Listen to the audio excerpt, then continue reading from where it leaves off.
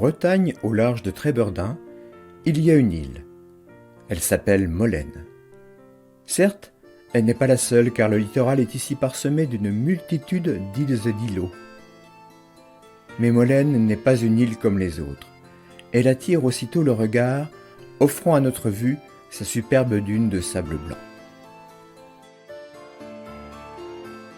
Quant à l'île Millau, sa grande sœur toute proche, elle n'est pas jalouse et nous indique le chemin à suivre pour aller explorer Molène.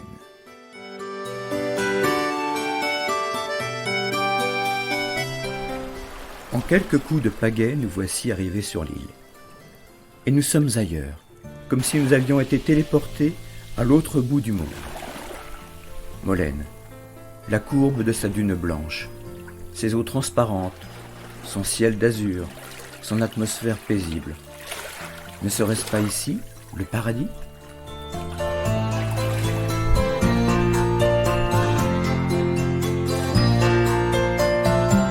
Mais le lieu n'est pas désert.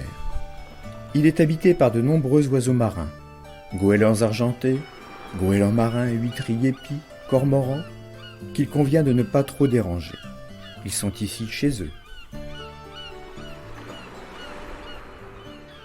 Même au paradis, la vie est parfois agitée. À la période des amours, des conflits surgissent pour conquérir le cœur d'une belle, laquelle semble ne pas vouloir prendre parti. Après tout, que le meilleur gagne.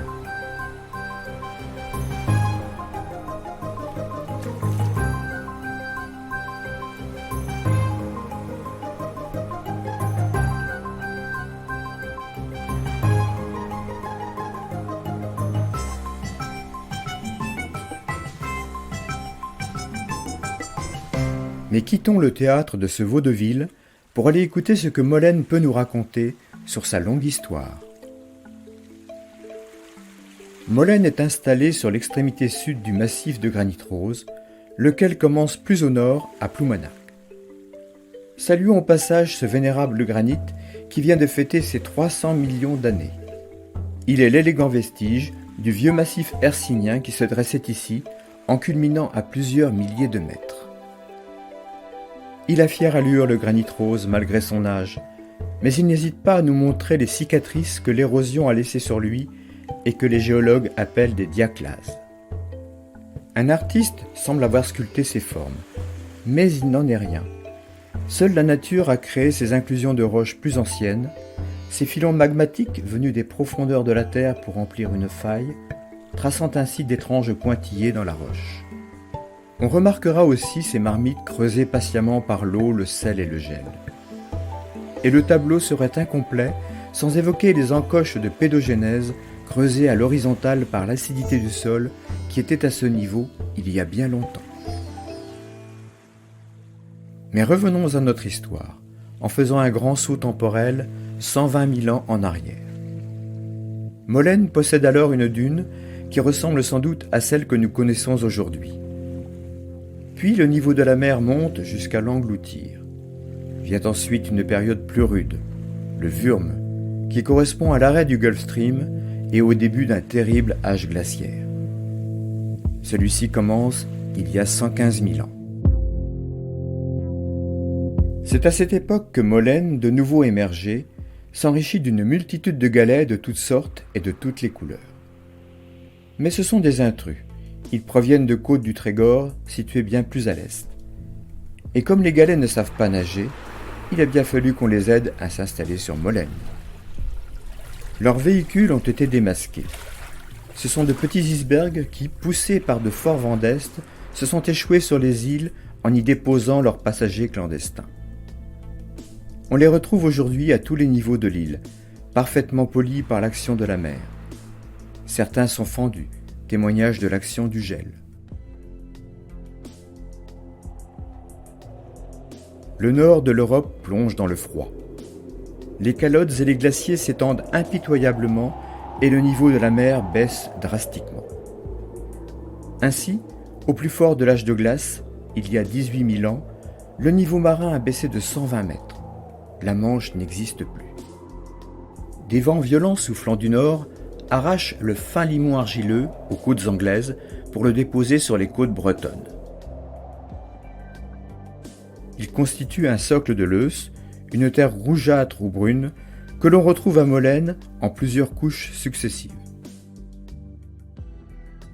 Puis le dégel est arrivé, lentement, et la Manche, en plusieurs millénaires, s'est de nouveau remplie, rendant son statut d'île à Molène.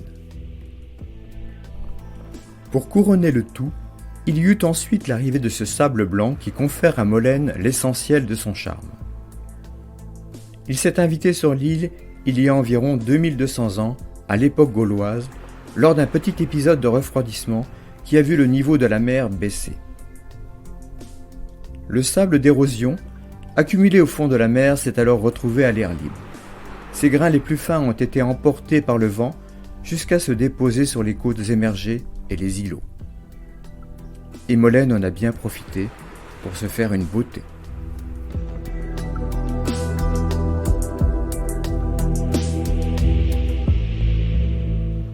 Ce monde minéral n'a pas tardé à accueillir la vie sous toutes ses formes. Des algues brunes, rouges et vertes ont colonisé son littoral, offrant gîtes et nutriments aux espèces marines.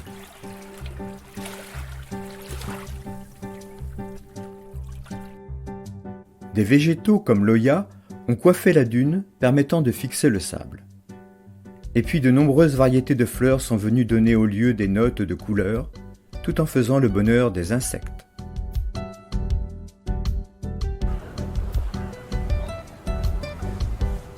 La dune parsemée d'oya offre aussi un abri idéal aux goélands. Au printemps, ils y font leur nid pour mettre au monde leurs petits.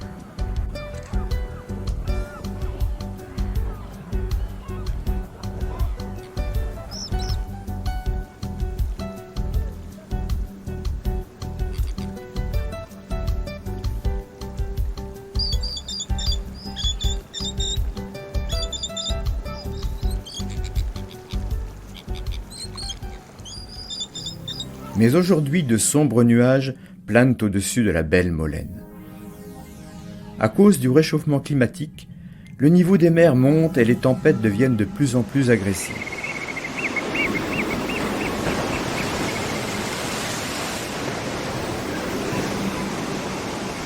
Sa dune a ainsi perdu la moitié de sa superficie depuis les années 60.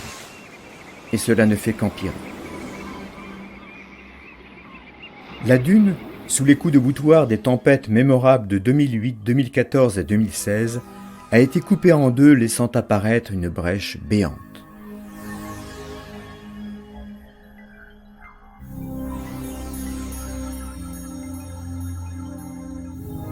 La mer sape sans relâche le fragile édifice, et son sable finit par rejoindre petit à petit les fonds marins.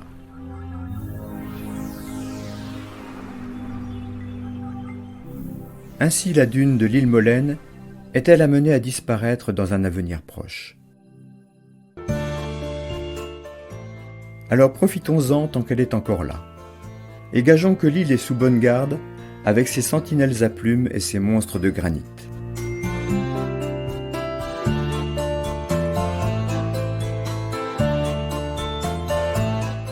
Au revoir Molène, fragile paradis, on veille sur toi.